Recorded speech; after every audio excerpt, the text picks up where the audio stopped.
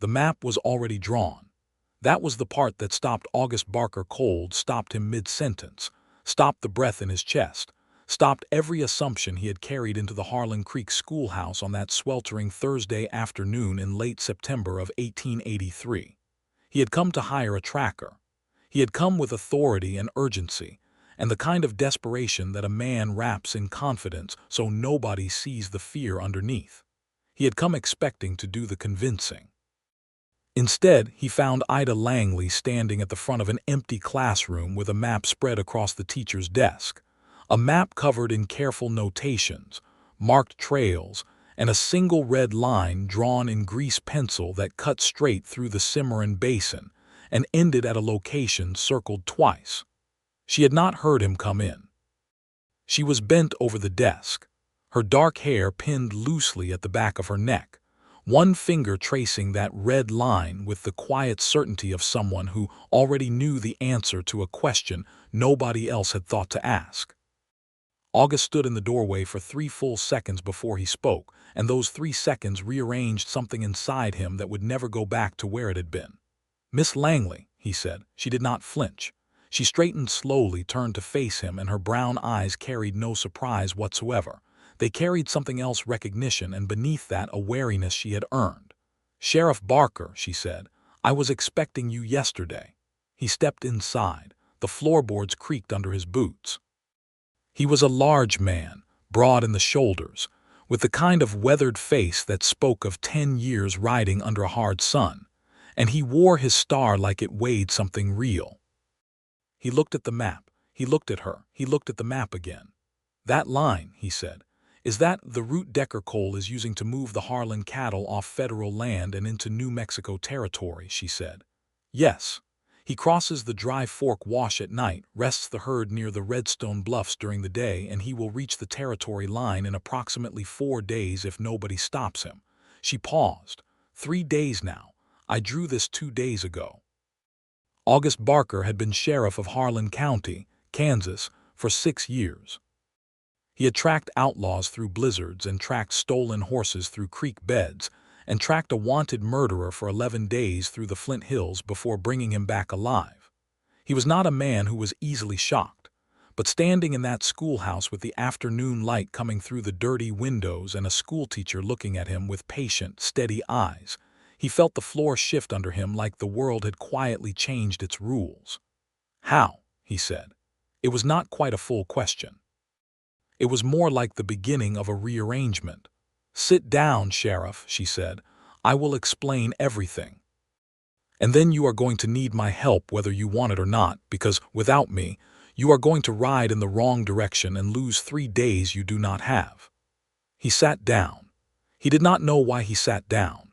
He was the law in this county, and she was a school teacher, and she was telling him to sit down, and he sat down, and that was the moment, though he would not understand it until much later, that everything began.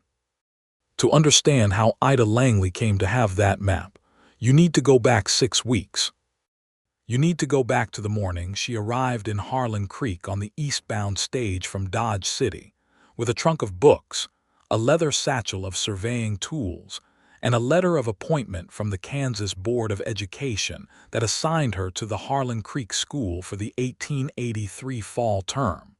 She was 26 years old. She had studied at the Kansas State Normal School in Emporia, graduating with honors in 1879, and she had spent the 4 years since teaching in 3 different frontier towns: Caldwell, Medicine Lodge, and a small settlement near the Cimarron River that had dissolved when the cattle trail shifted and the families followed it. She knew what frontier towns looked like. She knew what frontier towns felt like.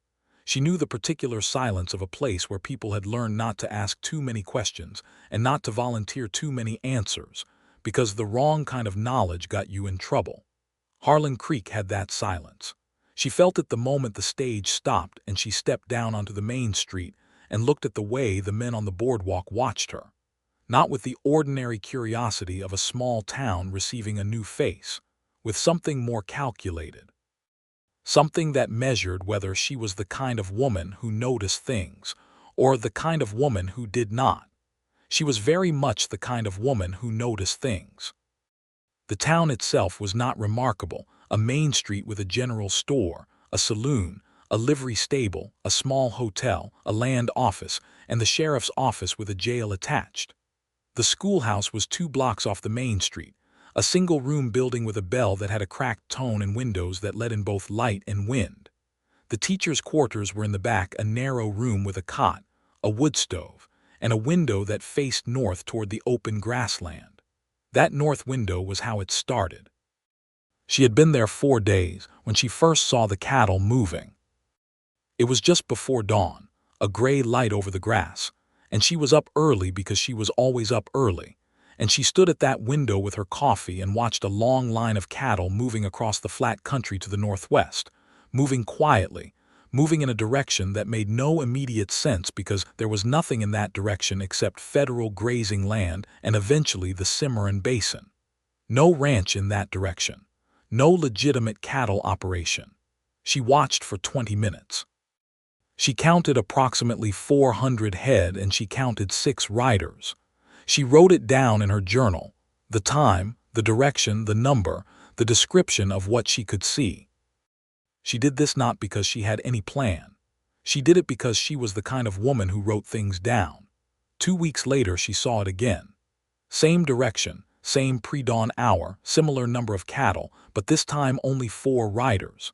And this time she was ready with her father's old surveying binoculars, which she had packed not for any specific purpose, but because she had inherited them, and she used them for watching birds in the early mornings, which was one of the quieter pleasures of her life. Through those binoculars, she saw the brand on the lead cattle clearly enough to sketch it in her journal: a double-bar H. That was the Harlan Ranch brand, belonging to a family named Hollies who had been in the county for 20 years and whose patriarch, Gerald Hollies, had died of pneumonia in the spring, leaving the ranch to his 2 adult sons who were, by all accounts, struggling. She had heard as much at the general store, where Mrs. Pratt, the proprietor's wife, had an exhaustive knowledge of local affairs that she shared freely with anyone who would listen. She began to build a picture the way she had been taught to build a lesson plan, systematically, from evidence to hypothesis, testing each assumption before she moved to the next. She walked the land on weekends, which was not unusual because she was known to take long walks for the birds.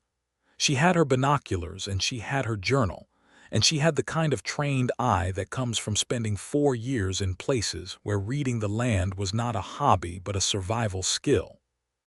At the Cimarron River settlement she had learned to track, partly from necessity and partly from a Kiowa man named Toa who had worked as a hand at a neighboring ranch, and who had, over several months of quiet afternoon conversations, taught her to read the land the way other people read a newspaper. He had taught her because she was genuinely curious and genuinely respectful, and those were not qualities he encountered often enough to waste. That knowledge had stayed with her. It went everywhere she went, folded into her like something essential. By the end of her 3rd week in Harlan Creek, she had confirmed 3 separate night movements of cattle in the same general direction. She had found a crossing point on the Dry Fork Wash where the ground showed the unmistakable compression, marks of a large herd passing repeatedly. The way the soil compacted differently under cattle hooves than under horse hooves, the broken vegetation at the crossing, the scatter pattern of manure that told her the herd was being pushed quickly, not resting. She had followed the trail north and west for 2 days on foot, and on the roan horse she had arranged to borrow from the livery, and she had identified the resting ground near the Redstone Bluffs, a sheltered depression between 2 low ridges that was invisible from the main trail, invisible from any point a casual rider might use, but very visible from above if you climbed the North Ridge, which she did. She saw the cattle. She saw the camp. She saw Decker Cole. She knew who he was because Mrs. Pratt had mentioned him, and because she had kept her ears open in the way that intelligent women in dangerous territories learn to keep their ears open, not intrusively, not visibly, just present and attentive and patient. Decker Cole was an operator. He was not from Harlan Creek originally. He had arrived 3 years ago with enough money to buy a small claim near the river and enough charisma to make people like him before they had any reason not to. He had hired a lawyer from Wichita to handle his cattle business, which was supposedly legal, and he had a reputation for knowing which law applied where and how to work the boundaries between jurisdictions. He was the kind of man who smiled at you and left you feeling faintly unsettled without being able to say why. He was also, she was now confident, stealing cattle from the Hollies ranch. Not randomly, not hastily, deliberately, systematically, using the vulnerability of the Hollies brothers' grief and disorganization following their father's death. He had already moved perhaps 1,200 head over the course of the summer, she estimated, based on what she had seen and what she could calculate. He was moving them south and west toward New Mexico territory, where he had arranged, presumably, a buyer who would not look too hard at the brands. The reason she had not gone directly to Sheriff Barker was not timidity. It was strategy. She had been in enough frontier towns to know that a woman who walked into the sheriff's office with accusations against a well-liked local man, armed with nothing but field observations and a journal, was likely to be thanked politely and dismissed. She needed the map. She needed the trail documented in a form that could not be easily set aside. She needed to be able to lay the evidence in front of the sheriff in a way that made it impossible to ignore.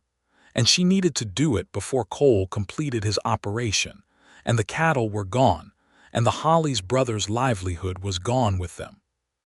She had been 2 days from ready when she saw the sheriff coming down the street toward the schoolhouse, and she understood from the set of his shoulders and the direction he was walking that he had learned enough to know something was wrong, but not enough to know what to do about it.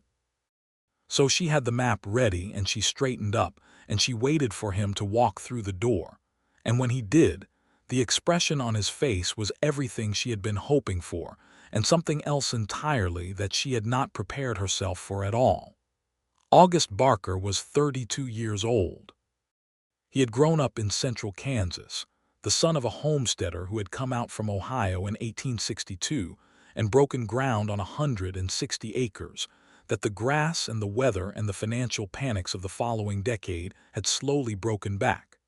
His father had stayed anyway, not because the land was good to him, but because going back would have been a different kind of defeat. August had learned a lot from watching his father make that choice. He had learned stubbornness, and he had learned loyalty, and he had learned the particular Kansas quality of accepting hardship without complaining about it, because complaining did not change anything and the work still needed doing. He had been appointed sheriff after his predecessor, a man named Colton, had died in a dispute over water rights that escalated beyond what anybody had intended. August had not sought the position. It had been offered, and he had accepted it with the same quiet practicality with which he accepted most things, because somebody needed to do it and he was capable. He was good at the job. He was fair, and he was hard when hardness was required, and he was patient in the way that good trackers are patient, able to wait without fidgeting, able to sit with uncertainty without forcing a premature conclusion. He had learned about the cattle situation 4 days before he walked into the schoolhouse. He had been tipped by one of the Hollies brothers, the younger one, Martin, who had finally noticed discrepancies in the herd count that his grief had kept him from looking at clearly for months. Martin had come to August with a rough sense that cattle were missing and a strong suspicion of Decker Cole, but no evidence and no direction. August had done what he always did. He had started looking. He had ridden out to the Hollies range, and he had found the compressed ground at the Dry Fork crossing, and he had followed it for a day before losing the trail in rocky ground near the Cimarron basin, where the tracks scattered, and he could not confidently re-establish the direction. That was when he had started asking around about anyone who might know the land north of the Cimarron better than he did. He needed a tracker, a real one, someone who could read what the ground was telling him in that rocky terrain.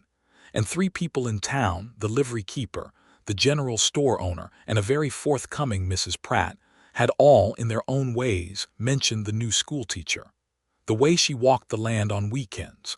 The way she had borrowed the roan horse and ridden north. The way she had a surveying background, apparently, and knew how to read terrain. He had gone to the schoolhouse expecting to ask her if she had seen anything useful. He had not expected the map. He had not expected to feel, for the first time in a very long time, the sensation of being genuinely surprised by another person.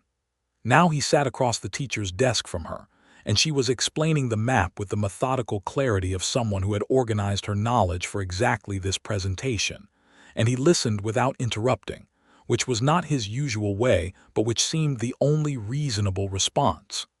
"The trail splits here," she said, pointing. "Near what I believe is called the Caprock Draw.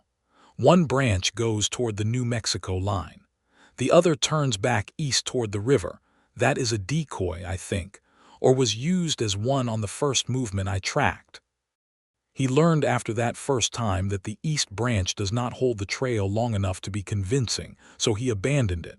The red line is his actual route. "How confident are you in this?" August asked. She looked at him with those steady brown eyes. "I am as confident as the evidence allows," she said. "I have physically walked or ridden every section of this trail except the last 12 miles.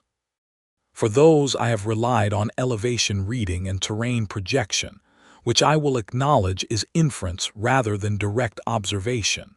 But the inference is sound. The geography of that basin means there are only 3 viable exit routes for a herd that size, and 2 of them are impassable in late September because of the dry creek flood channels. This is the only route that works." "Terrain projection," he said. "I studied surveying for 2 years before I went to the normal school," she said, with a very slight edge that told him she had encountered disbelief before and had learned to meet it head-on. "My father was a civil surveyor. I worked with him from the age of 12. I can read the landscape in terms of grade, water run, soil composition, and ground capacity. It is not witchcraft, Sheriff. It is methodology." "I was not suggesting witchcraft," he said. "No," she said, "but you were deciding whether to believe me." He looked at the map again for a long moment. The red line was precise, the annotations were clear, the scale was marked with reference points he recognized. This was not guesswork dressed up in competence. This was actual competence wearing nothing but itself. "All right," he said. "I believe you." Something shifted in her expression. Not surprise exactly, but the faint release of someone who had been prepared to fight for ground and found it already yielded. She looked at the map and then she looked at him, and there was a new quality in that look, something evaluating and still cautious. "I need to go with you," she said. "Miss Langley, I am not asking you to take me for company," she said. "I am asking because you cannot read the trail past the Caprock Draw without someone who has been there. The rocky ground in that section does not yield to standard tracking techniques. You said yourself you lost the trail in rocky terrain. That is where this mission fails without help." She paused. "My help specifically, because I have been there and I know what to look for and I can show you in a way that you can then verify for yourself. I am not asking to play at adventure, Sheriff. I am asking because I am necessary." He looked at her for a long moment, and she held the look without flinching. The truth was, she was right. He knew she was right. He knew it the way he knew the map was real, because the evidence was in front of him, and he was not the kind of man who ignored evidence out of stubbornness or pride. Taking a woman into that kind of territory was not something he was easy about, and it was not something a man in his position could do without thought, because if something went wrong he would carry that. But not taking her and riding blind through the rocky terrain at the Caprock Draw and losing 3 days and losing Decker Cole and the cattle, that was also something he would carry. He did the calculation the way he always did calculations, honestly. "Can you ride?" he asked. "I came from Dodge City," she said. "Can you sit still long enough to hear information before you act on it?" The edge in her voice was dry rather than hostile, and despite everything, despite the pressure and the urgency and the strangeness of the situation, he felt the corner of his mouth move before he could stop it. "Touché," he said. I will need to arrange cover for my class, she said, already moving toward her desk. Mrs. Pratt's daughter can sit with the children for several days. I will need to speak to Mrs. Pratt this afternoon. We should leave before dawn tomorrow. You have already thought this through, he said. I have had 2 days to think while I waited for you to find your way to my door, she said. Yes. He stood up. He put his hat back on. He looked at the map one more time, at that red grease pencil line cutting through the Cimarron basin toward the New Mexico line, and he thought about everything it represented. The planning and the patience and the solitary walks in the early morning, with binoculars and a journal, and a mind that quietly assembled scattered evidence into something that meant something. He thought about the woman standing on the other side of that desk, waiting with perfect composure for him to tell her what he had already decided. Dawn, he said, be at the livery. I will already be there, she said. He left. She waited until his footsteps faded down the street, and then she let out a slow breath and pressed both hands flat on the map. And she allowed herself exactly 30 seconds of something that was not quite fear and not quite excitement, but lived in the same country as both of them. Then she rolled up the map, tucked it under her arm, and went to find Mrs. Pratt. The departure before dawn was exactly as she had described it. She was already at the livery when he arrived at 4 in the morning, the roan horse saddled, and her saddlebags packed with methodical precision. He had his own horse, a big gray quarter horse named Reason that he had ridden for 4 years and that had, in his estimation, better judgment than most people he knew. He had his rifle, his revolver, provisions for 5 days, and a deputy named Wes Calloway who was 24 years old and good with horses, and somewhat less good at keeping his opinions to himself. Wes looked at Ida Langley standing in the lamplight of the livery door with her binoculars around her neck and her leather satchel across her shoulder and the map under her arm, and he said to August in a voice he clearly thought was too low to carry, "The schoolteacher, Sheriff." "Really?" August said, "She found the trail before either of us knew it existed, Wes. I suggest you adjust your assumptions accordingly." Wes did not entirely manage this, but he had the grace to be quiet about it, and they rode out of Harlan Creek in the dark with the grass smell of an October Kansas morning all around them and the stars still out, and the faint cold edge in the air that said summer was finished. Ida rode well. August noticed this immediately and filed it without comment, though it confirmed what he had expected from a woman who had spent 4 years moving between frontier towns. She did not ride like a woman performing competence for an audience. She rode like someone for whom a horse was simply transportation, efficient and familiar. She rode to the left of August and slightly behind, which told him she was paying attention to formation without having been asked. They rode for 3 hours before the sun came up fully, and when it did it came up gold and flat over the eastern grass, and the Cimarron basin opened ahead of them like something the light had just invented.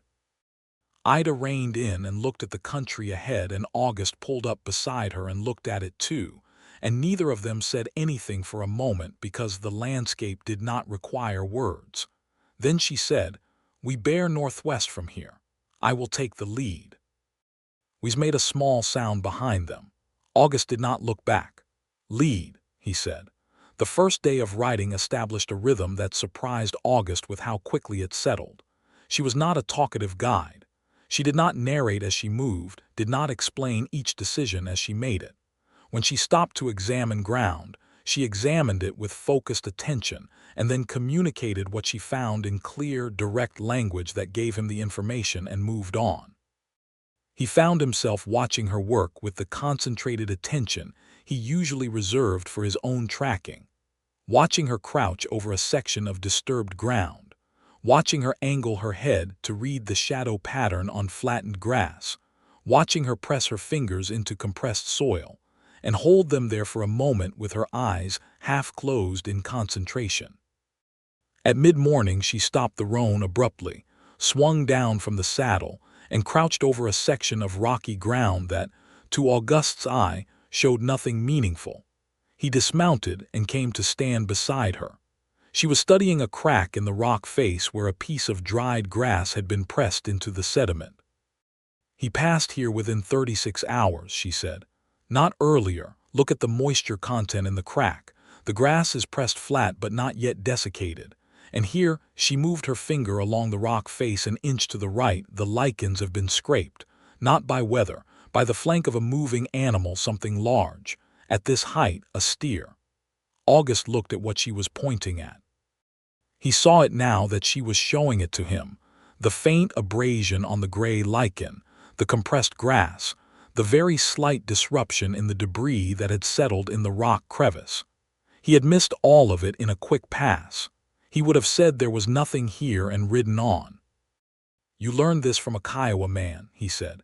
It was not a question. Mrs. Pratt had mentioned it obliquely in that way of hers where she said things sideways. Ida looked up at him. "Toa," she said. "He was a skilled tracker and he was patient enough to teach me when I was curious enough to learn. Most people were not curious enough. I was." She paused. "He taught me that tracking is about asking the land questions and listening to what it answers, not projecting what you expect onto it. That is the essential principle. That is also the essential principle of good lawkeeping," August said quietly. She looked at him with a different quality of attention than she had used before, and for a moment the wariness was less prominent than something else, something that was not quite warmth but was moving in that direction. "Then we approach this the same way," she said. "Apparently," he said. They rode on. The Caprock Draw was everything she had described it as, a section of rough terrain where the land rose in broken shelves of sandstone, and the trail was utterly unreadable to the usual methods. August had lost it here 2 days ago, and had ridden in expanding circles for half a day before turning back. He watched now as Ida dismounted and walked the perimeter of the first sandstone shelf on foot, binoculars hung at her side, eyes on the ground with a tracking focus that was both different from and parallel to his own. She spent 40 minutes at the Caprock Draw, not wandering, moving with systematic intent, quartering the area in sections, stopping at specific points to examine or record, occasionally making a brief notation in her journal.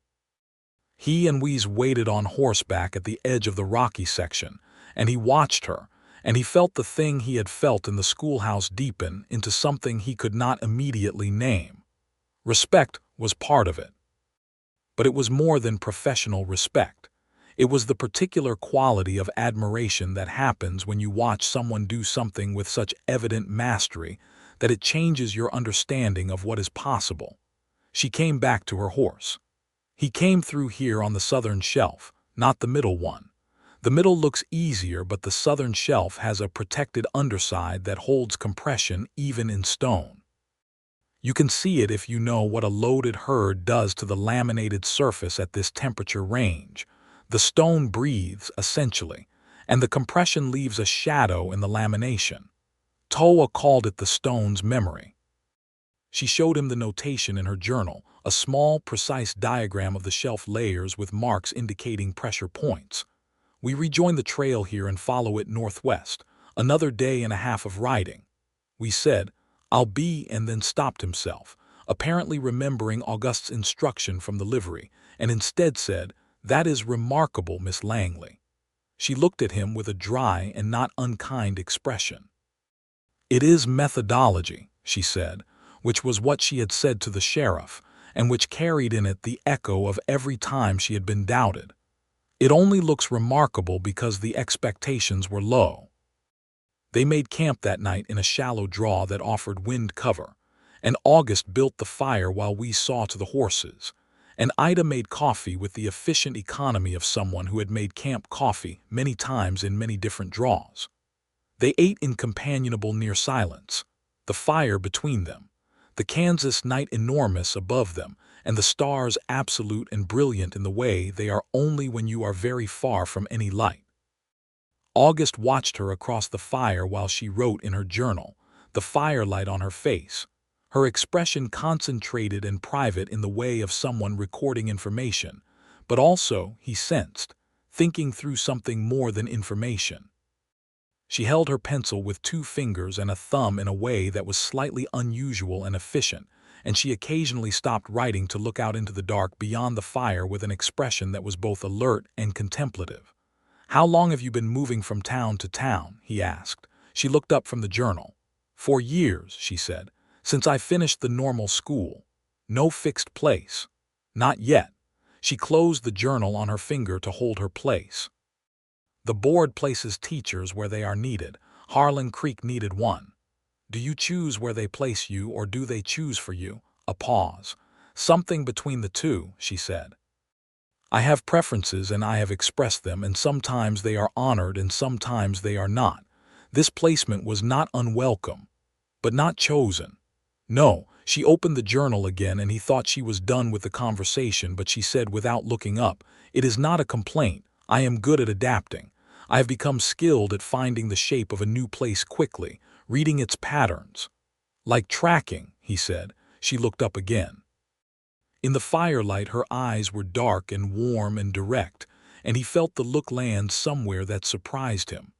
"Yes," she said, "very much like tracking," a pause that held something more.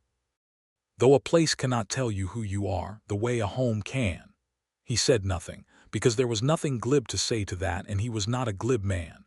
He simply looked at her and then looked at the fire and felt the shape of what she had said settle in his chest with a weight that was not uncomfortable.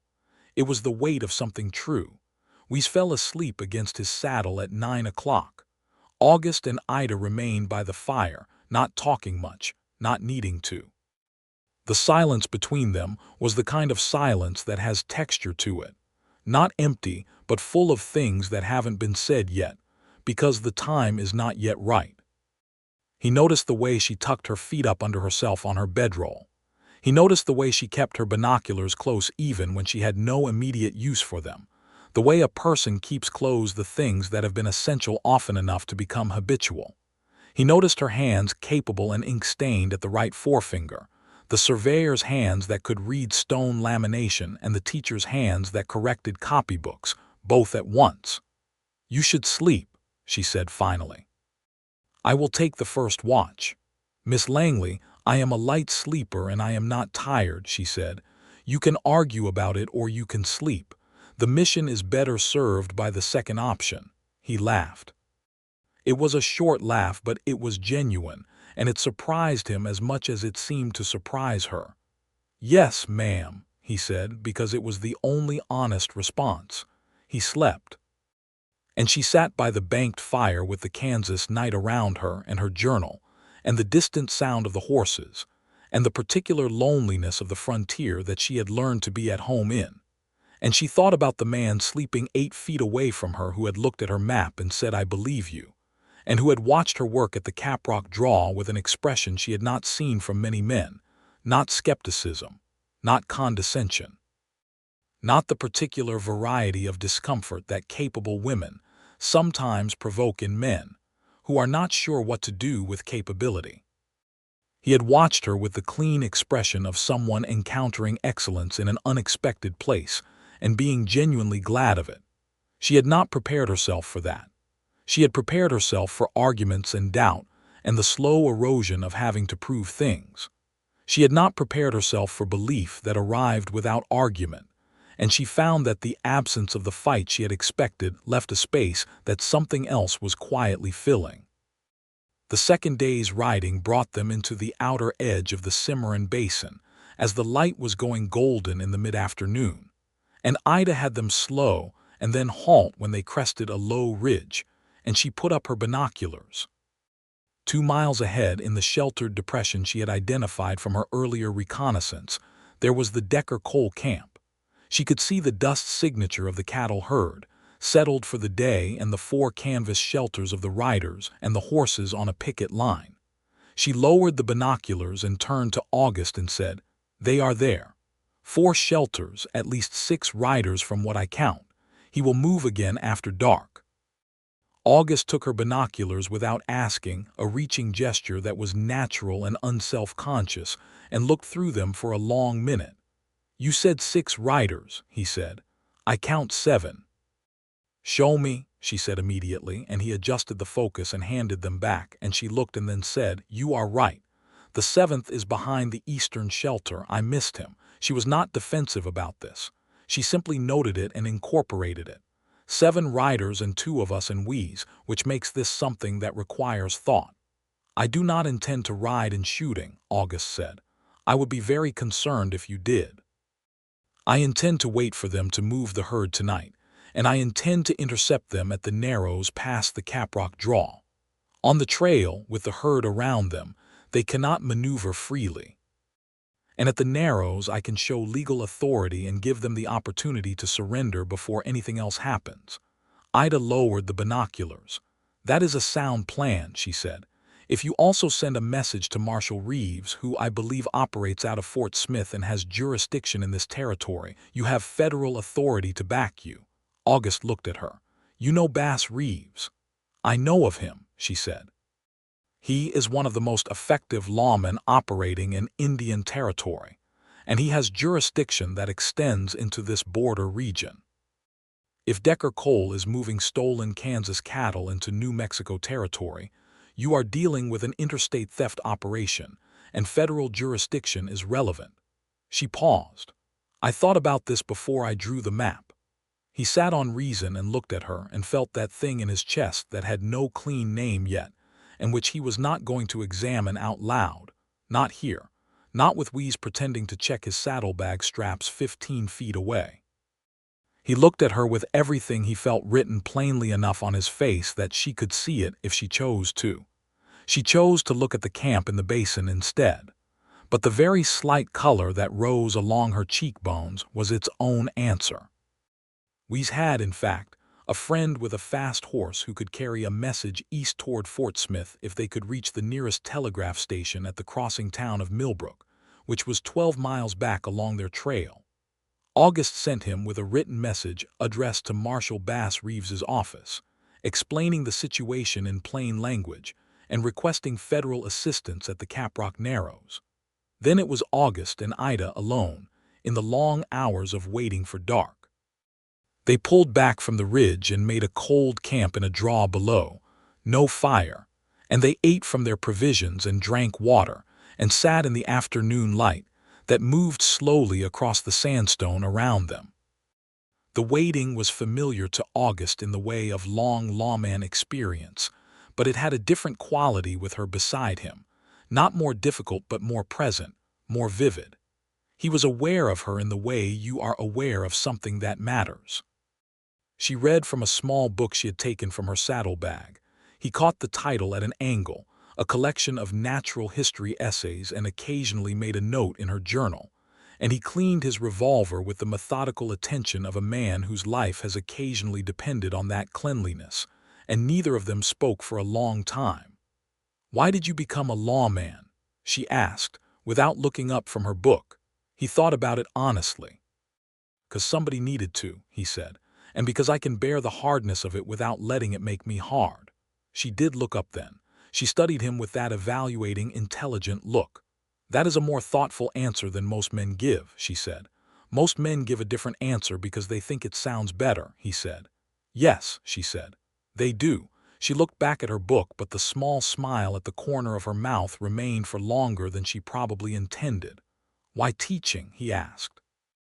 "Because I love the moment when something clicks," she said immediately, without needing to think about it. You can see it in a child's face, the exact moment when the unknown becomes known, when the confusing becomes clear. It is like watching a door open. I have never found anything else that gives me that with the same regularity. She paused. "And because knowledge is the one thing no one can take from you once you have it, I believe in giving people things that cannot be taken." He was quiet for a moment. "That is also a lawman's business," he said, "protecting what cannot be replaced." She looked at him with an expression that held something open and unguarded for just a moment before the composure settled back. "Yes," she said softly, "I suppose it is." The dark came, the way it comes in Kansas, with a gradual extinction of light from the west and a rising of the enormous stars, and they moved to the ridge at 9 o'clock, and she put up the binoculars and watched until she said, "They are moving. 20 minutes and they will be at the draw approach." They moved parallel to the herd's route, keeping to higher ground. using the darkness and their knowledge of the terrain. Her knowledge, mostly, that she communicated to him in quiet directional guidance to stay ahead of the cattle as they funneled into the narrows at the Caprock draw. The sound of 400 cattle in the dark was something physical, a deep, continuous movement of breath and hide and hoof that resonated in the ground.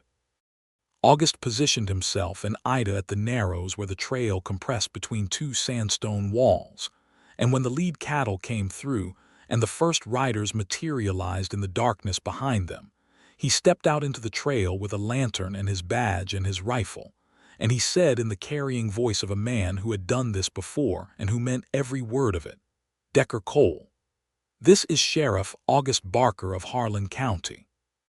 You and your men are under arrest for the theft of cattle from the Hollies family ranch. Federal authorities have been notified. I am asking you to stop your horses and lower your weapons." There was a very long silence in which the cattle continued to move around him, and Ida held the lantern high where she had positioned herself on the southern wall of the narrows, 8 feet up, illuminating the scene from above in a way that they had planned because it showed the full width of the trail and left no angle of approach in shadow. Then Decker Cole said, from somewhere in the dark ahead of the lantern's reach, "There are 7 of us, Sheriff. There are also federal marshals coming from the east," August said. "And you are in a narrows with 400 head of cattle that you cannot turn around, and I have had the exit trail salted with caltrops, so riding out through the herd is not the option you think it is." This last part was not entirely true. Ida had placed caltrops made from bent wire that she had produced from her saddlebag with an efficiency that had surprised him enormously, but it sounded true, which was sometimes more important. Another silence. The cattle pressed on through the narrows. One of Cole's riders, the one nearest the wall, shifted his horse and the horse's hoof struck rock, a sharp sound in the narrow dark. Cole said, "I want to see that warrant." "Happily," August said. "Dismount and I will show it to you." What happened next was not entirely clean. One of Cole's men made a decision that his employer had not authorized and drew a pistol, and August stepped left and Ida, 8 feet above on the sandstone wall, threw a lit flare, another item from those remarkable saddlebags, old military signal flares her father had kept, directly into the path of the riders, and the sudden explosive light panicked 2 of the horses, and in the chaos of plunging animals and scattered riders, Cole's nerve broke and he dismounted, and August was on him before he had taken 2 steps. In the flare light, Ida climbed down from the wall with the easy confidence of someone who had climbed up it on purpose and knew precisely how to come back down. She was at August's side before the other riders had finished controlling their horses, and when 2 of Cole's men raised weapons, she said in a clear, calm voice, "I would not do that. Look at the ridge above you." They looked. The silhouette of 2 riders was visible on the northern ridge, against the sky. Cole's men lowered their weapons. The silhouettes were Weese and his fast horse friend, who had not reached Millbrook yet, and had therefore not sent the telegraph message, but had returned to assist when Weese judged the timing right, and who made a very convincing pair of federal deputies from a distance in the dark. Weese appeared out of the dark at August's shoulder with rope and handcuffs, and the expression of a young deputy who would be telling this story for the rest of his life. The ride back to Harlan Creek took 2 days, with 7 bound prisoners and 400 head of cattle moving slowly across the Kansas grass in the October light. It was not a quiet procession. The cattle required management, and the prisoners required watching, and there was a great deal of logistical coordination that left very little time for anything personal. But there were moments when they rode close, and the work had paused briefly, and the light was good, and the country was broad and simple around them. When August looked at Ida Langley and she looked back at him, and something was communicated in those looks that neither of them yet had words for, but both of them understood. On the second morning, riding through country that was beginning to look familiar, he pulled Reason alongside the roan and said quietly under the general noise of the procession, "You saved this, you know that." She did not perform modesty. She did not deflect. She said, "We saved it. Your plan at the Narrows was good. You made the flare. You positioned yourself in the path of 7 armed men without hesitation. You sat on a rock wall above the same 7 armed men with a lantern. She paused. It was a good position, she said. High ground advantage. You planned the position before we arrived, he said. You knew that wall was there because you had been there before. Yes, she said. You planned this whole mission before I walked into your classroom, he said. You had the map and the route and the evidence and the approximate timing. You just needed the legal authority. She considered this for a moment. And someone who could ride hard and who I could trust to make a sound decision under pressure, she said. The authority was partly convenience. The rest was judgment. He felt the warmth of that land in his chest. You trusted my judgment, he said. You trusted mine first, she said. That is not nothing. He looked at her with everything open, and she held the look, and the space between them on horseback was very small, and the Kansas grass went on forever in every direction, and the October sky was enormous and blue and clear. It is very much not nothing, he said. Harlan Creek received them the way frontier towns receive their sheriff returning with prisoners and recovered property, which is to say, with significant enthusiasm and the rapid assembly of the entire Main Street's worth of spectators. Gerald Hollies' sons were at the front of the crowd, Martin's face pale and stunned with relief, his older brother Thomas pressing his fist against his mouth to hold back something that was not quite composure. They had 400 head of cattle returned to them. They had the men responsible for their father's estate's near ruin in custody. It was, by any measure, an excellent Thursday morning. August processed the prisoners with Wee's help and filed the preliminary charges and sent the telegraph to Marshal Reeves's office that Wees had not managed to send before. A full accounting of the situation, the arrests, the evidence, the need for federal coordination on the interstate theft aspect. He was in his office for 3 hours doing the business of the law while the town settled back into its patterns. When he came out, it was nearly noon, and the street was warm and ordinary, and Ida Langley was walking toward the schoolhouse with her saddlebags, presumably to prepare for the class she had been absent from for 3 days. He stepped off the boardwalk and fell into step beside her without planning to. "Your class will be glad to have you back," he said. "They will have a great deal of catching up to do," she said. "Young Tommy Pratt has apparently organized the others into a small republic in my absence, which I understand is constitutionally creative but academically limiting." He laughed at that, a full laugh this time, not the surprised short one from the schoolhouse, but the kind that comes from a place of genuine ease. She glanced at him sideways with that small, careful smile.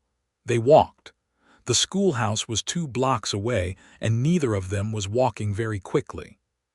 "Where will the board send you next?" he asked. The question was neutral on its surface and not neutral underneath it, and they both knew it. She was quiet for 2 steps. "I have not yet received new instructions," she said. "The term runs through May. There is no indication they need me elsewhere before that." "And after May," he said, "another 2 steps. "That depends," she said carefully, "on various factors." He stopped walking. She stopped half a step later and turned to face him, and she was very composed, very herself, and the vulnerability was there if you knew how to look for it, and he knew how to look for it. "Miss Langley," he said. "Ida," she looked at him. The use of her given name had landed, he could see it. "I am not a man who talks in circles," he said. "I am also not a man who moves rashly.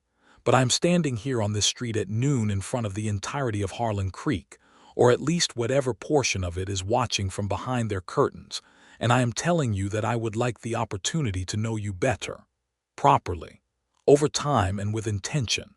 I am asking if that is something you are open to."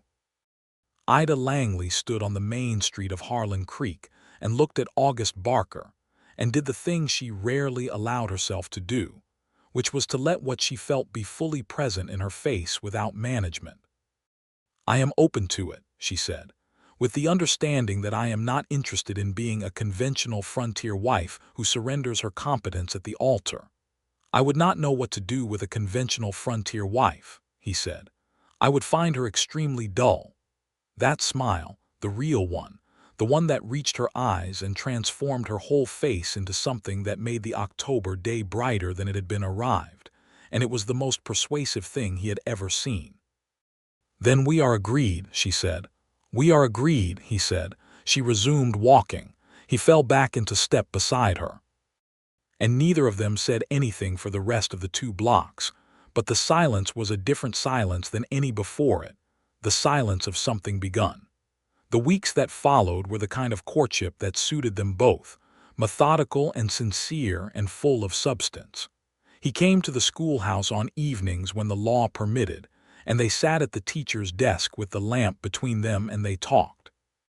They talked about everything: his childhood on the homestead and her years moving from place to place, his father's stubborn attachment to the land and her father's surveying work that had taken them to new places every season, the way the frontier was changing, and what it meant for the people who had lived here before the settlers came, and for the people still living here whose presence was so frequently written out of the story. She talked about the injustice of that with a directness and clarity that he found both rare and right. She had been in the Cimarron River settlement, she told him, and she had seen what the displacement of Kiowa and Comanche people meant on the ground, not as abstraction or as policy, but as people, specific people, Toa and the families she had known, living on land that shrank around them as the settler tide came in. She had opinions about this that were not popular opinions in 1883 Kansas, and she held them without apology, and he listened and agreed in the places where he could agree honestly, and asked questions in the places where he needed to understand more. He told her about the water rights dispute that had killed his predecessor, about the way small injustices in resource allocation accumulated into violence over years, about the particular helplessness of trying to be fair in a system that was structurally unfair. She listened with the same focused attention she brought to tracking, not passive, but actively building something from what she heard. By November, they had established a pattern of Sunday afternoon rides that were ostensibly nothing in particular, and were in fact the best hours of each week for both of them. They rode to places she had found in her solitary weekend walks, places with interesting geology or bird populations or views, and she showed him things and he showed her things, and they talked without stopping, and occasionally fell into the rich silence of people who are comfortable enough with each other to not need words. He held her hand for the first time on a Sunday in late November, on a ridge above the Cimarron basin, with the winter light going amber across the grass, and he did not ask permission because the moment did not require it. Her hand had found his at almost the same moment as his had found hers, and they stood on that ridge looking out over the country, and it was the simplest thing in the world and also entirely enormous. She leaned her head very slightly toward his shoulder. He stood very still because he was afraid of disturbing something. The light moved in the grass. The wind was cold and clean. "August," she said. "Yes," he said. "I think I have already decided about May," she said. He turned to look at her. She looked up at him. Her face in the amber light was the most beautiful and intelligent and capable face he had ever seen, and it was looking at him with something that had given up the last of its wariness and was simply, fully present. "I was hoping," he said very quietly. "Ida, I am very much in love with you." Her hand tightened on his. "I know," she said. "I have been trying to be methodical about it, and I have arrived at the conclusion that I am equally in love with you, which is inconvenient because it is completely unmethodical and I cannot seem to do anything about it." "I hope you will not do anything about it," he said. "No," she said. "I have decided not to." He leaned down and kissed her, there on the ridge above the Cimarron basin in the November light, and she kissed him back with the same directness she brought to everything she did, and it was cold and warm at the same time the way the best things are, and the Kansas sky was absolutely enormous above them. December came with its particular quality of winter on the open plains, and the courtship became formally and publicly acknowledged. which in a town the size of Harlan Creek meant that Mrs. Pratt knew within 48 hours and everyone else knew within a week. The general response was positive in the way that frontier towns are positive about things that represent stability and continuity. A sheriff marrying a schoolteacher was, by most assessments, a sound arrangement.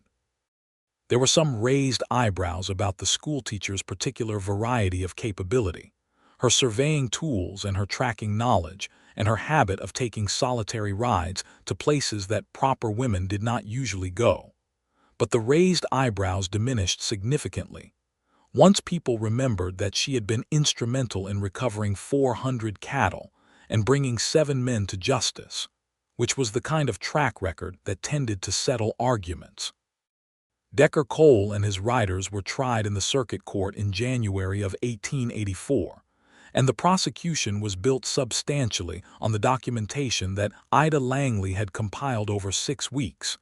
Her journal entries, her map, her trail notations, her sketched observations at the stone lamination point in the Caprock Draw. Marshal Bass Reeves had sent a deputy from Fort Smith who attended the trial and confirmed the federal jurisdiction elements, and the federal involvement ensured that Cole faced the full weight of interstate theft charges rather than just county-level prosecution. Cole received 7 years in the Kansas State Penitentiary. His riders received sentences ranging from 2 to 4 years, depending on their degree of participation.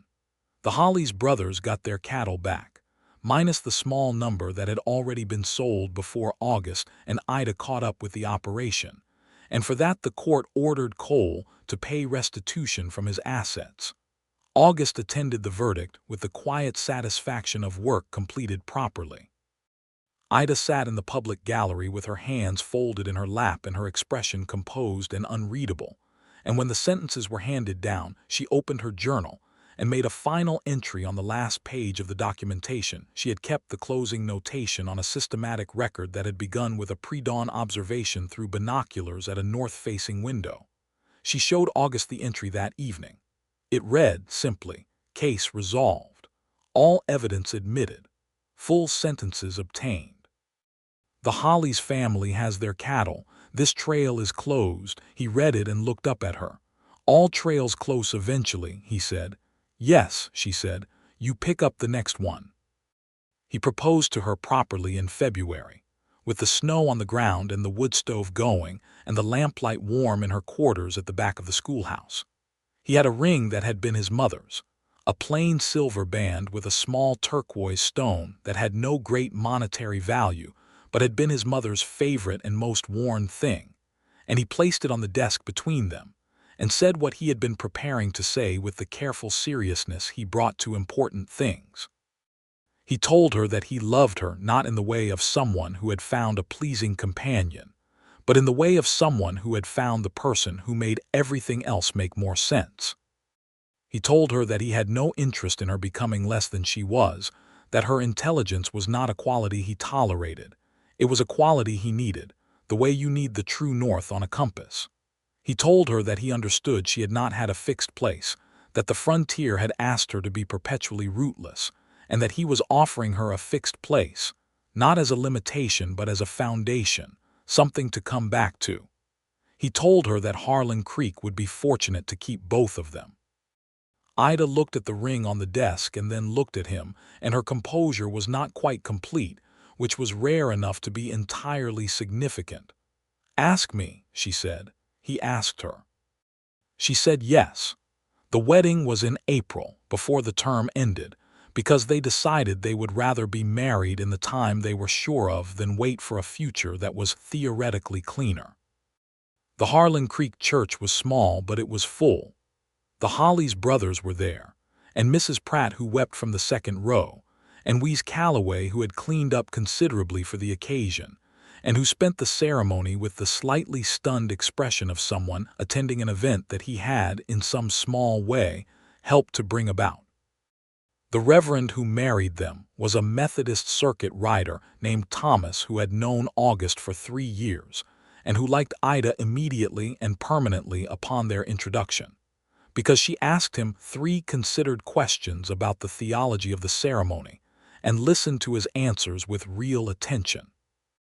August wore his best clothes, which were not elaborate but were clean and well-fitted, and he stood at the front of that small church and watched Ida come down the aisle and felt the same rearrangement he had felt in the schoolhouse doorway, the same sensation of the world changing its rules, but this time fully understood and fully welcomed.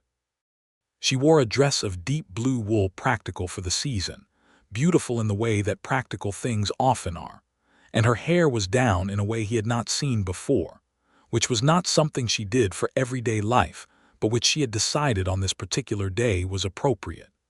She carried a small bundle of late spring wildflowers that she had gathered herself that morning on an early ride, because she had not wanted flowers from a store if the land was offering better ones. She came to stand beside him, and she looked at him with those clear brown eyes and the expression of someone who has made a fully considered decision and is entirely at peace with it. "Hello," she said quietly just to him. "Hello," he said. The Reverend married them. They meant it.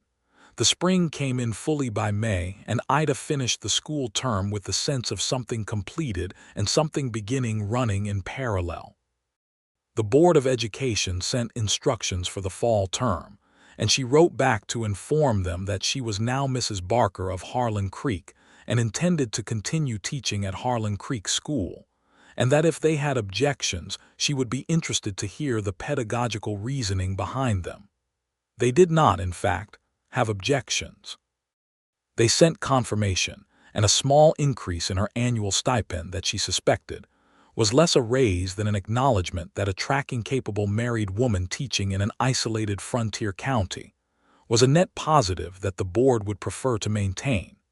She moved her things from the school quarters to August's house, which was a modest building 2 streets off the main road that he had been living in with the austere practicality of a man who had not previously had reason to make a home of a house. She made changes to it with the same systematic intelligence she brought to everything else, not dramatic changes, but considered ones, the kind that reorganize a space from a place you sleep into a place you live. She installed a large shelf for her books and her journals and her surveying tools, and she claimed the north-facing window for her mornings and her binoculars, and she planted a small kitchen garden along the south wall, and within 3 weeks the house was different in a way that August understood meant it was now real. He found he loved coming home. He had not previously thought of himself as a man who loved coming home, because there had not previously been much to come home to. Now there was a lamp in the window and the smell of cooking and Ida at the desk with her journal or her lesson plans or a book, and the conversation that picked up naturally wherever it had left off that morning. He loved the mornings particularly, the early hours before the school day and the law day began, when they sat with coffee in the kitchen and talked, or did not talk as the mood required, and the light came through the north window, and she watched the grassland for birds and told him what she saw, and the world was very quiet and very good. The summer of 1884 brought 2 things of significant note. The first was that Marshal Bass Reeves himself passed through Harlan Creek in June, riding west on a case that had nothing to do with them, but passing through on the route he used, and August had invited him for supper because it seemed right, and because he genuinely wanted to thank the man whose office had sent support to the Caprock Narrows situation the previous fall. Reeves was a large and quietly impressive man, one of the most capable lawmen on the frontier, a man who had been born into slavery in Arkansas and who had, after emancipation, made himself into something remarkable through skill and will, and a refusal to accept the limitations that the world tried to impose. He arrived at the Barker house on a June evening, and he sat at their table and he ate with the straightforward appreciation of a man who had spent a great deal of time eating alone on the trail, and he talked about the law and the territory, and the way the frontier was changing. He and Ida took to each other with an immediate mutual respect that August watched with considerable pleasure. They were, he understood, people of the same fundamental quality, people who operated on the basis of evidence and principle, rather than assumption and convenience. People who had learned their competence in ways that the established order did not make easy. People who read the world with attention and precision. Reeves had heard about the Decker coal case in detail from his deputy who had attended the trial. He looked at Ida across the supper table and said, "You drew the map from 6 weeks of solitary field observation." "Yes," she said, "before the sheriff was involved." "Yes." He studied her for a moment with the assessing look of a man who had seen a great deal of the range of human capability. "You would have made a fine deputy marshal, Mrs. Barker," he said. "I teach 32 children to read and write and calculate and reason," she said. "I think the marshal service would find me very overqualified." Reeves laughed, a deep, full sound that filled the room. August laughed too, and Ida smiled with the smile that reached her eyes, the real one. After Reeves rode out the next morning, August stood in the doorway watching him go, and Ida stood beside him, and he put his arm around her shoulders and she leaned into his side, and he said, "He called you a fine deputy marshal." "He was being generous," she said. "He was being accurate," August said, "and Bass Reeves is not known for inaccuracy." She was quiet for a moment, and then she said, "August." Her voice had a different quality to it. He looked down at her. She looked up at him, and the expression on her face was the one she had when she was arriving at a conclusion through evidence. But the evidence this time was entirely different. "I think," she said carefully, "that we are going to have a child." He stood very still. The June morning was bright around them, the grass already green gold in the summer light, and the world was doing that thing again, the thing where it quietly changed its rules into something better than they had been. "You think," he said. "I am fairly certain," she said. "I have been monitoring the indicators for several weeks, and the pattern is consistent."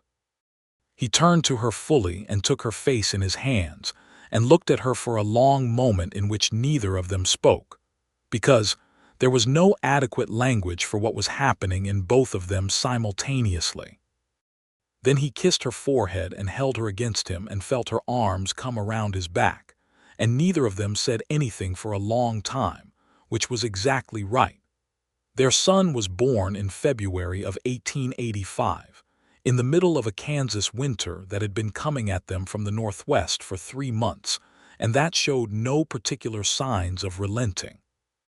He was born at home with the midwife attending and August present, because Ida had said he would be present, and that was that.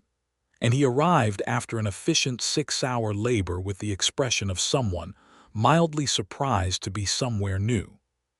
He was a large, healthy boy with his mother's dark eyes and his father's broad forehead, and an impressive capacity for expressing his opinions about his circumstances. They named him Thomas, after the reverend who had married them, and after no particular family tradition on either side, simply because the name suited him, and because choosing a name that belonged only to him and to this life they were building seemed correct.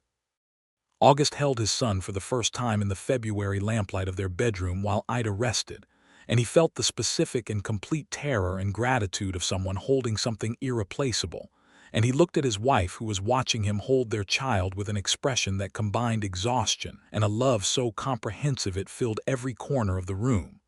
"He is remarkable," August said. "He is," she agreed. "He is also very loud."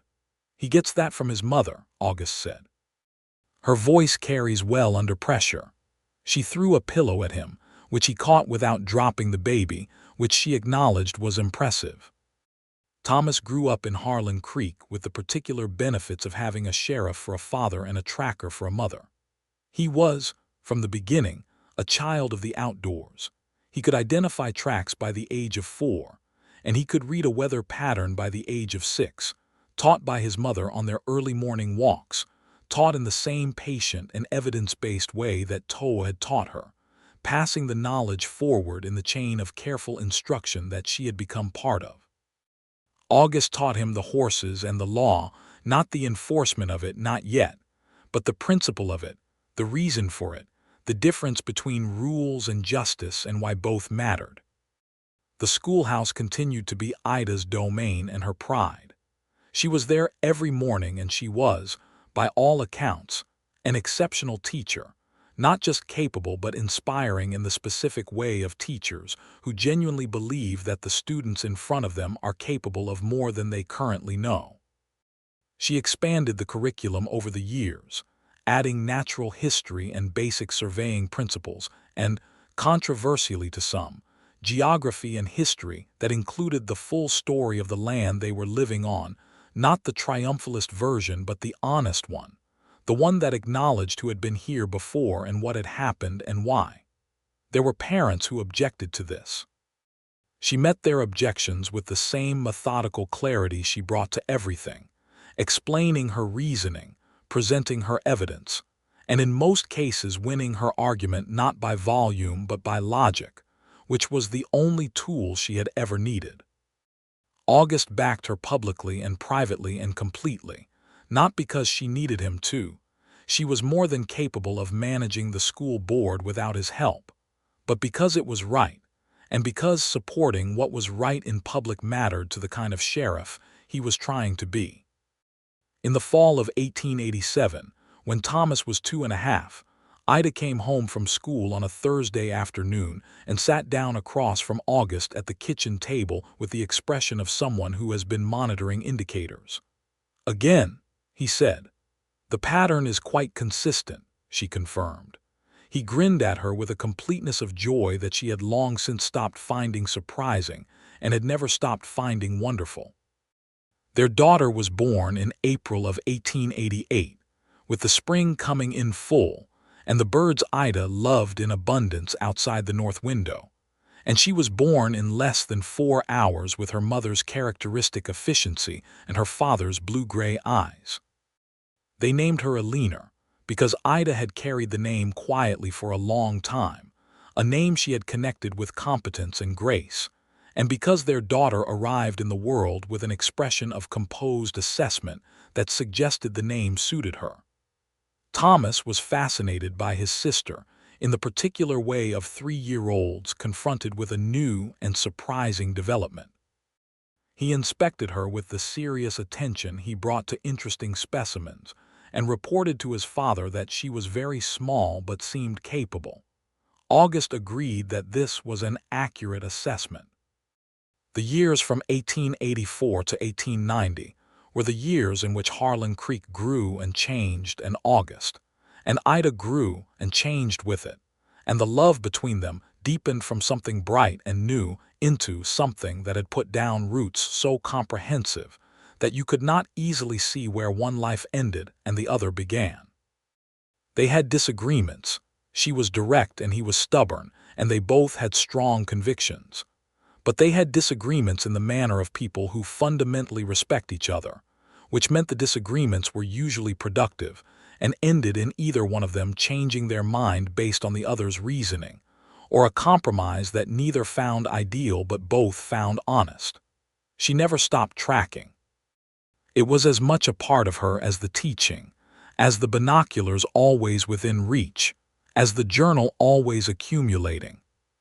She walked the land on weekends with Thomas when he was old enough, and then with both children, and she showed them the stone's memory in the Caprock draw, and the way the Dry Fork Wash held evidence in its banks, and the particular quality of light at dawn on the open grass that told you what the day was going to be before it became it. She kept a detailed journal of the natural patterns of the country around Harlan Creek that became, over the years, a document of considerable scientific value, a record of species and cycles and changes that no one else had thought to keep. August occasionally consulted her on cases when the tracking element exceeded what he and Wheeze could manage alone. He never had to ask twice, and she never made him feel that he should have figured it out himself. They were, in the essential way, partners, had been since the schoolhouse doorway, would be until something stopped them. In the summer of 1890, a professor of natural history from the University of Kansas arrived in Harlan Creek on a field survey and was directed to Ida Barker by 3 different people before he had been in town an hour. He spent a day going through her journals and came away with an offer to publish her observations under university imprimatur, which she negotiated with characteristically precise terms: full authorship credit, no modifications to the scientific content without her approval, a modest royalty, and which resulted in a monograph published the following year that circulated in academic natural history circles and brought 2 subsequent researchers to Harlan Creek to follow up on her work. August read the monograph when the copies arrived and then set it down on the kitchen table and looked at her across the room. "You are extraordinary," he said. Not dramatically, not performatively, just as a plain statement of accurate assessment. She looked up from her current journal. "I am methodical," she said. "You are both," he said. "You have always been both." She came to where he was sitting and kissed him with the warmth and fullness of a woman who has been loved well for 6 years, and who knows it and returns it completely. And he put his arm around her waist and held her there in the afternoon light, with the monograph on the table and their son playing in the yard and their daughter sleeping in the back room, and the Kansas grass visible through the north window of the house that was, unmistakably and entirely, a home.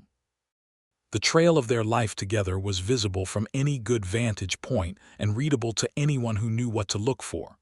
Not a hidden trail, an open one, marked clearly, extending forward into a country they were still learning and still mapping, full of evidence and full of promise. The stone remembered everything it had held. The grass held the signature of everything that had passed. And every morning she was up before the sun with her coffee and her binoculars at the north-facing window, reading the land the way she read everything, with full attention, with patience, with the certainty that what the world was showing you was worth the effort of understanding, if only you were willing to look. August always woke when she got up, even though she moved quietly, because after 6 years he was attuned to her movement the way he was attuned to the sounds of the town at night, unconsciously, constantly, with a background awareness that was also a kind of love. He would lie in the gray morning dark and listen to the small sounds of her at the window, the soft scratch of her pencil in the journal, the occasional quiet word she said to herself when she saw something interesting. And he would feel the day beginning with the particular quality that this woman had brought to all of his days, the quality of things being examined and understood and valued. And then Thomas would wake and come padding in with his father's serious face and his mother's dark eyes and his own utterly specific personality. And then Alina would follow with her composed assessment of the morning and her tendency to organize any situation she found herself in. And the house would fill with the noise of their particular family. And August would get up and start the stove, and Ida would come away from the window with her journal under her arm. And they would make breakfast together in the easy economy of people who have done it 1,000 times and know exactly how to share a small space with grace. The county grew around them, and the world changed as the decade turned, and Harlan Creek was no longer quite as isolated as it had been in 1883, the railroad having come within 20 miles and the population having doubled, and there were new schools and new commerce, and the particular modernity of the early 1890s making itself felt even here. But certain things remained the same: the grass that went on and on to every horizon, the enormous sky, the quality of the light in October that turned everything amber and clear, the dry fork wash that still held the memory of a herd that had crossed it by night in the summer of 1883 if you knew what you were looking for. And in the sheriff's office on the main street there was, framed on the wall behind the desk, a map with a red grease pencil line across it, faded now but still legible, that August had put there the week after the trial concluded. He had asked Ida if he could have it asked carefully, because it was hers, because she had made it, and she had said yes with an expression that told him she understood exactly why he wanted it there. On the frame there was a small card in her handwriting that read, October 1883. It was not signed. It did not need to be. Everyone who came into that office and saw it heard the story eventually, And the story was always the same. The sheriff needed a skilled tracker, but the quiet teacher had already found the trail, and everything that followed had followed from that. In the spring of 1893, Ida stood at her north-facing window as she always did in the early morning, her coffee in one hand and her binoculars in the other. And the Kansas grassland rolled out before her in the first light, green and gold and infinite.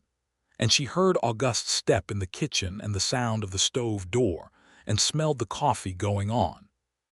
And from the children's room came the sound of Thomas, waking with his customary immediate alertness, and Aline's quieter process of assembling herself for the day.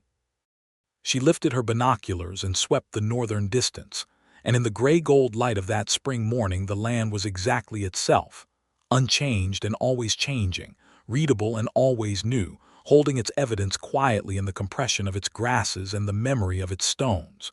She made a notation in her journal: Meadowlark's return to the North Draw, 3 days earlier than last year. Ground temperature warmer than recorded precedent for this date.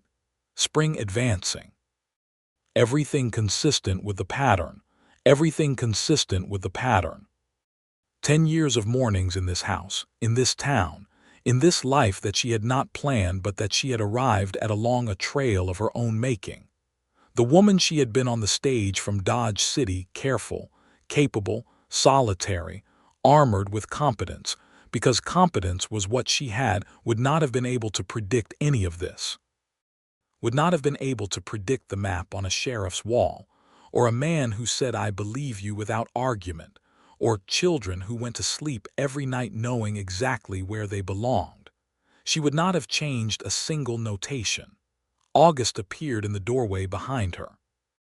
She heard him and did not turn, but she angled herself slightly to include him in the space she occupied, the way she always did, the unconscious grammar of a shared life. He came and stood beside her and looked out the north window at the same grassland she was looking at, his coffee in his hand, his shoulder brushing hers. "Anything," he said. "The meadowlarks are back," she said. "Early, 3 days, I noted it." "Of course you did," he said. She looked at him sideways. He was looking at the grass with the same steady gaze he brought to everything, and his face in the morning light was the face she knew completely and found endlessly worth knowing, the weathered, honest face of a man who had decided to be good and had kept deciding every day until it was not a decision anymore but simply who he was. "Do you know what I was thinking about?" she said. "Tell me," he said. "The morning you walked into my classroom," she said. "The expression on your face when you saw the map." He looked at her. A slow smile came over his face, the real one, the one that reached his eyes. "I have never been so thoroughly surprised in my life," he said. "I know," she said. "I was watching." "You are always watching," he said. "Someone has to," she said. He set his coffee down on the windowsill and put his arm around her shoulders and drew her into his side, and she leaned against him with the completeness of someone who has found the fixed place they have been looking for, and has been living in it long enough to stop being surprised by the comfort of it and simply be grateful. Outside, the meadowlarks were at the North Draw in the early light, 3 days early, everything advancing, everything consistent with the pattern of a life that had started with a map and a grease-pencil line and a schoolteacher who had already found the trail before anyone came to ask her, and that had turned out, by every measure she knew how to apply, to be exactly where she was supposed to be. "I love you," he said, into her hair. "I love you," she said, against his shoulder. The morning came on fully, the light spreading across the Kansas grass from the east as it always did and always would. And Thomas came in looking for breakfast, and Alina came in after him with her composed morning face. And the house filled with their family. And August went to make the eggs, and Ida stayed 1 more minute at the window with her journal and her binoculars and the meadowlarks in the draw, closing her notation for the day and opening the next page clean and ready, the way she always did. The way she always would.